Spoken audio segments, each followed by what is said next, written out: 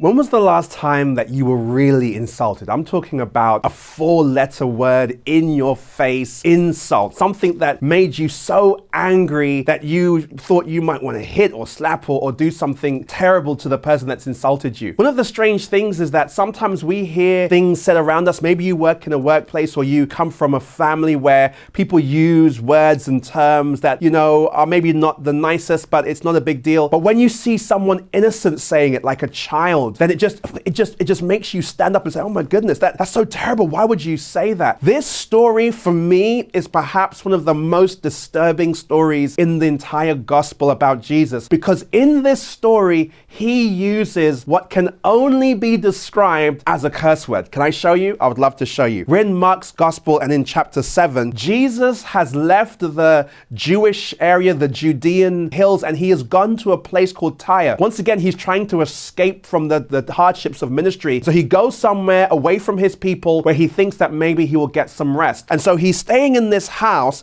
and he doesn't want anyone to know he's been there, but somehow people always find out that he's there. The amazing thing about Jesus is wherever he is, eventually people start to figure out that he's there. And so, in fact, as soon as she heard about him, a woman whose little daughter was possessed by an impure spirit came and fell at his feet. The woman was a Greek, born in Syrian Phoenicia. She begged Jesus to drive the demon out of her daughter. So picture the scene. She's has three things against her. She's a female. In that society, that wasn't respected. She's a foreigner to Jesus. She's not Jewish. So, she could have maybe expected that there would be some prejudice about that. But worse than that, she was even an immigrant in the place where she lived. She wasn't in Greece. She was in a Syrian town, but she was a Greek. And so she was at the bottom of everybody's totem pole. And so she comes to Jesus, and even though he's on his day off, she begs him, please, will you help my daughter? She is really in need of your care. Now, we learned in a previous episode that when Jesus encounters people who need his help, he just can't help himself being compassionate. And so we would expect that Jesus would say, okay, where is she? Let me go. But the response that Jesus gives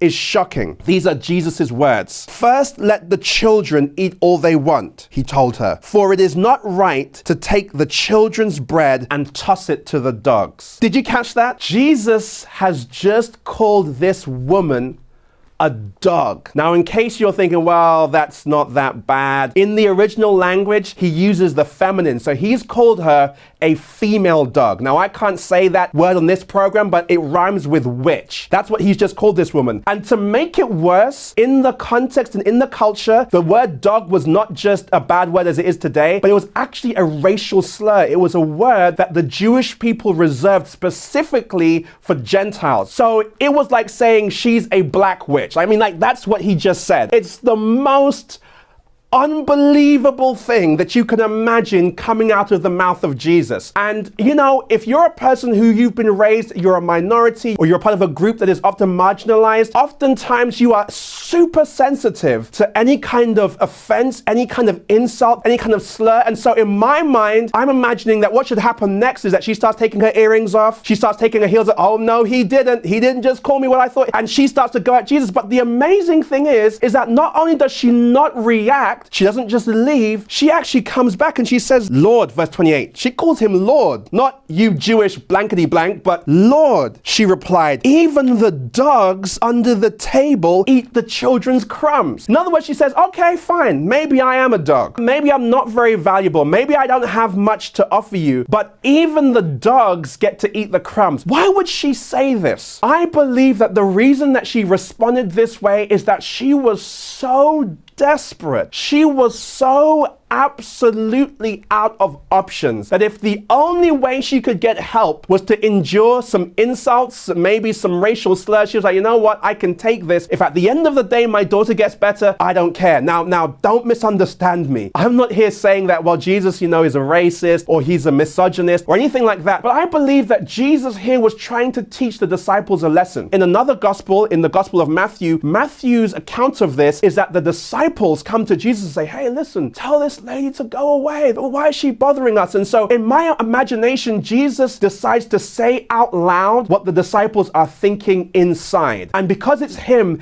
it's so shocking. I mean, they might say it amongst themselves, oh, these pagan dogs. But when Jesus, the innocent, the loving Savior, says it, suddenly it's like, oh, they see it for what it really is. But this woman is not perturbed because her situation is so desperate that she is not going to be put off by being offended. Now, why am I telling us this story? One of the sad realities is that the church, the people of God, the people who represent God, don't always act as they should do. We don't always do the things that we should do. In fact, they are people among us who are bigots, who are racists. Some of us are sexist, homophobic. I mean, you name it. We have those same issues because we're just sinners. And there are so many people who have decided to not follow Jesus because they have been insulted or offended by someone who claims to be speaking for him. And this story is here to tell you, if you are desperate enough, then you can't let the bad actions and attitudes of others stop you from getting what you really need from Jesus. And so Jesus says to her, for such a reply, you may go. The demon has left your daughter. She went home and found her child laying on the bed and the demon gone. In Matthew's gospel, Jesus then turns to the disciples and says, I have never found such great faith, not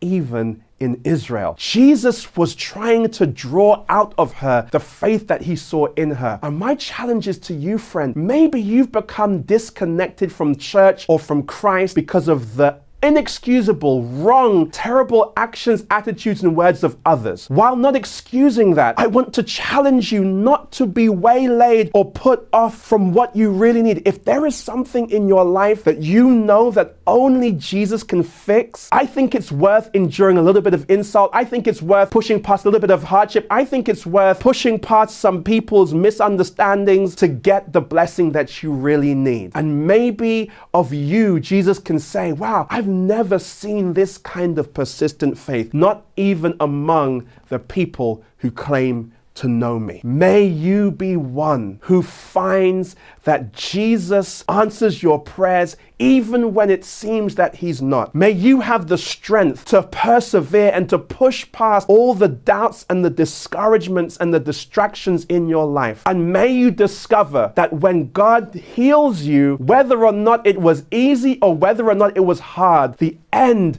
justifies everything you had to go through. May you follow God's own fool, for only the fools can tell. Believe the unbelievable. Come, be a fool as well.